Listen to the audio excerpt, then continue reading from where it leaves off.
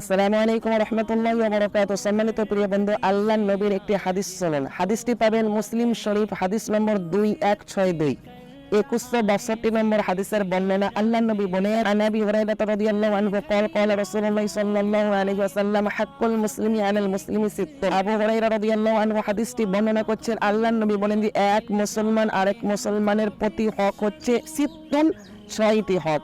তো দেখুন সেই 6টি হক কি কি, এবং এটি ধরেন একটা আপনার অনেক গুরুত্বপূর্ণ ভিডিও, কিন্তু দেখুন এখানে তো আমার আপনার সেগুলো বলা সম্ভব না, 1 মিনিটের মধ্যে এগুলো বলা হবে না। তো দেখুন আমার একটি ইউটিউবে একটি চ্যানেল আছে হাফেজ আব্দুস সামাদ বলে, যদি আপনাদের আগ্রহ থাকে বা এই বিষয়টি জানা তো আমাদের জন্য অপরিহার্য, জানতেই হবে যেহেতু আপনার এক মুসলমান আরেক মুসলমানের যে আপনার হক নষ্ট করলে কীরকম আজাব, এটা তো কম বেশি আমরা জানি। তো দেখুন এটা আমাদের জন্য জানা জরুরি। তো যাই হোক, তো যান আপনার চ্যানেলে গিয়ে এই নিয়ে আমার ভিডিও করা আছে যে এক মুসলমান আরেক মুসলমানের প্রতি কয়টি হক এবং কি কি